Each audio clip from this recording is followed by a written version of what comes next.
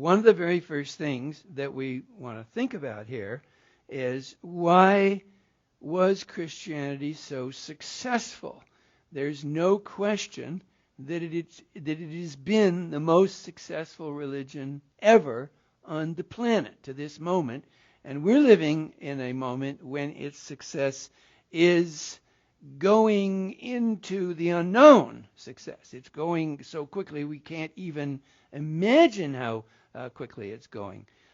In the year 2000, there were something like 50 million Christians in Africa. By the year 2050, it's estimated it'll be 500 million. So imagine that for just one continent, just for the growth in one continent by 10 times into the hundreds of millions. There are, a conservative guess says, 100 million Christians in China right this minute, mainland China. 100 million Christians. And it's growing so fast that nobody can even come close to estimating how quickly it's growing. But just think of 100 million. Just think you're starting with 100 million in a population of a billion. That's a huge percentage. So in the long story, the 2,000-year story, including the 21st century, the growth of this particular religion is without equal, and so the question is why. And we'll get to that. But let's first just look at our beautiful pictures here of the chapel, and here's a nice one to start with, the nativity story.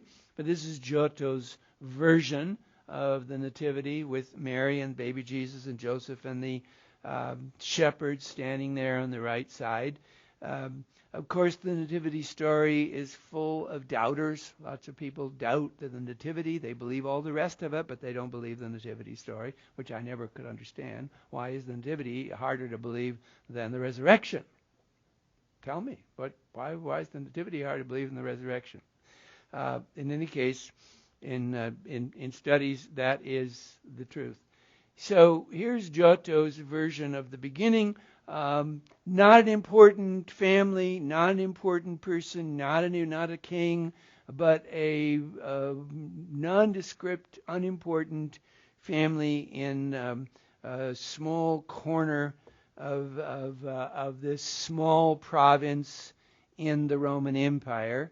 And then the story of the Magi coming, who receive a revelation, receive a prophecy, and then Mary and Joseph leave to escape the coming attack on the babes.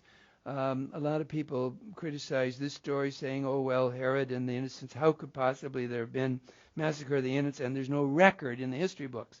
Well, they completely misunderstand how important this little corner of the Roman Empire was in the first century. Nobody in Rome cared anything about this part of the world.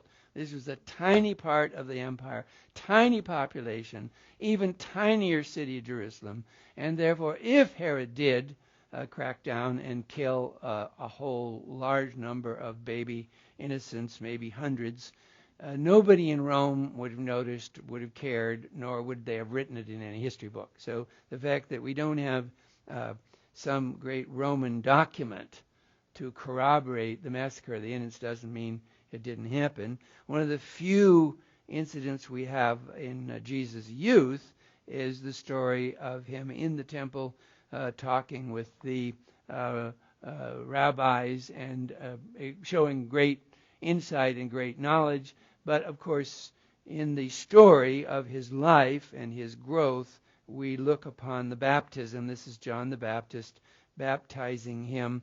Look at Giotto and his little Jordan River. Isn't that cute? Little bit of wet water sort of lapping around Jesus there.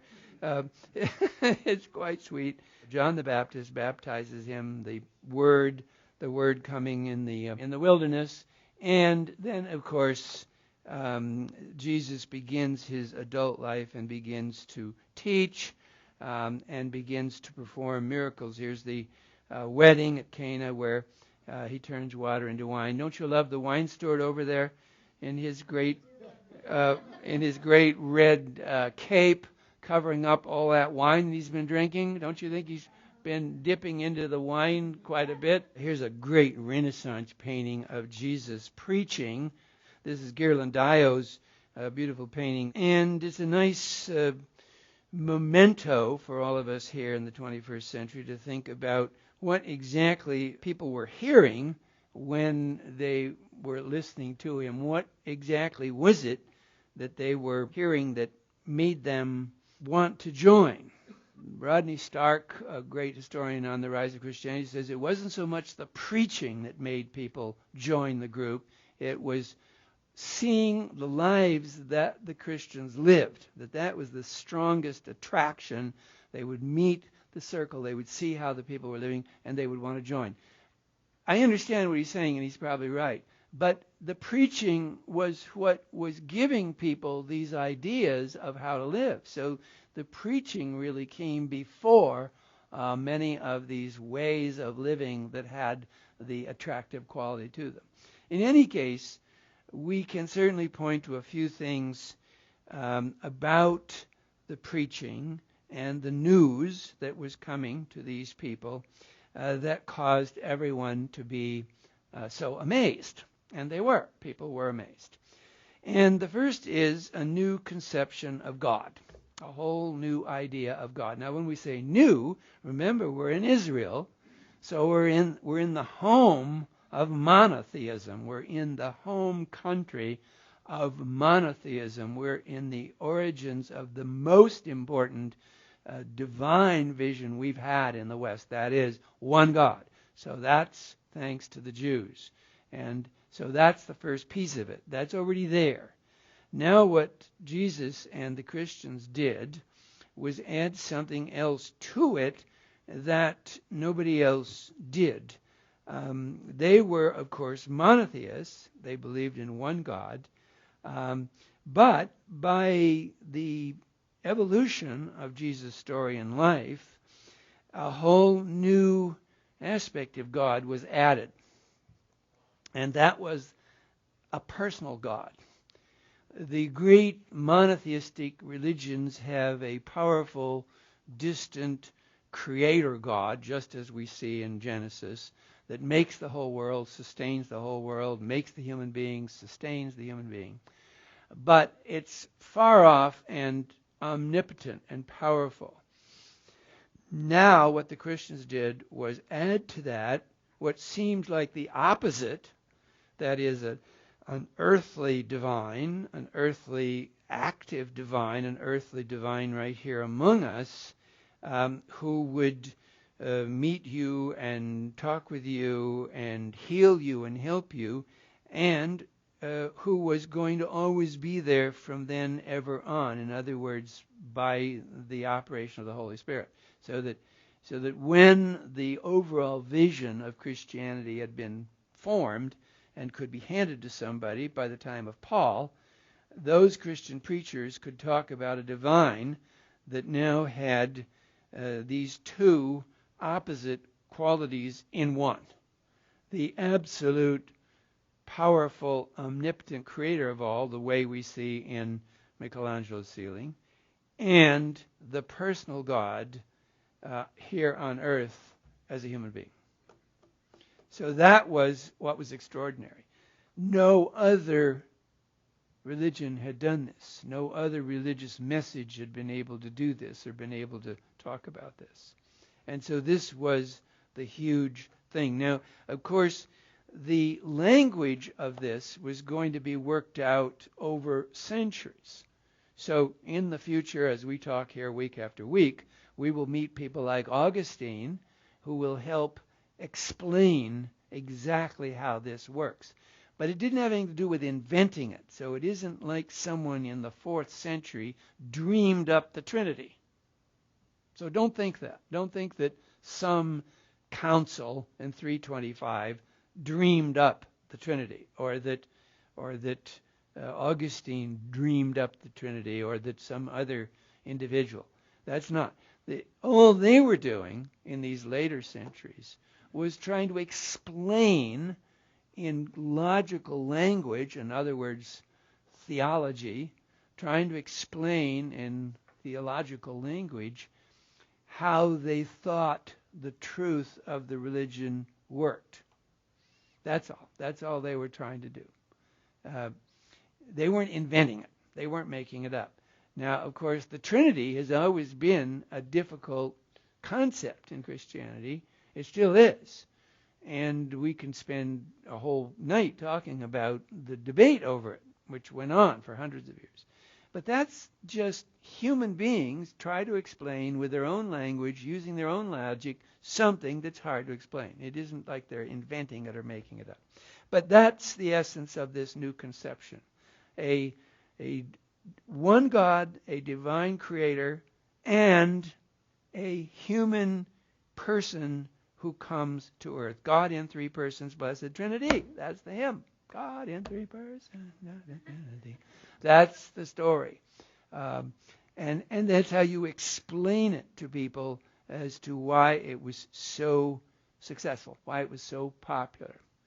All right, so a new conception of God by asking Greek questions of Hebrew stories. It's a wonderful way to say it because, of course, the Greeks are logic and science and philosophy, and the Hebrews are history.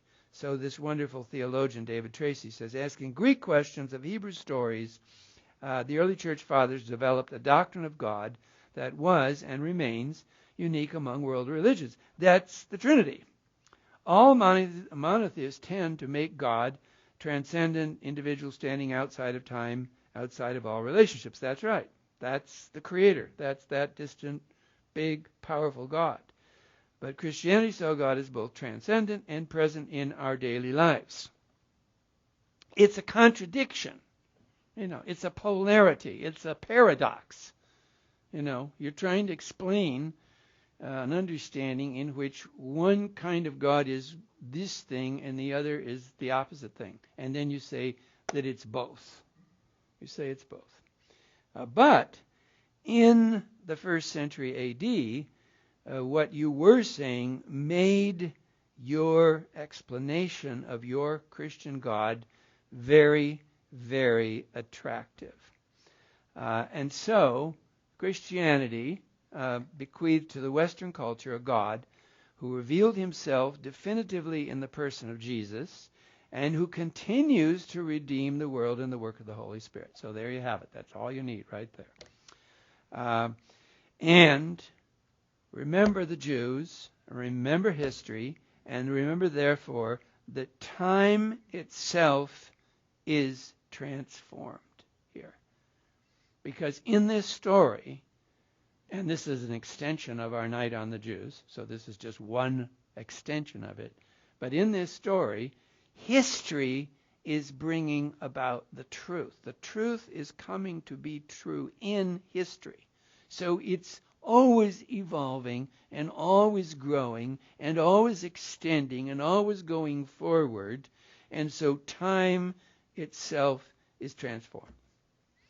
And where the Greeks and the Romans thought of the universe as fixed and eternal with laws, Christianity saw it in the historical vision with a consciousness that is working into the future as the work of God himself. In other words, that great phrase, all in the ancient literature, favorite phrase of Augustine, the fullness of time. In the fullness of time, truth is coming to be. It's not absolute. It's not all there in the beginning. It's over a period of time. History. So we're back to history, the history of the Jews, in the fullness of time.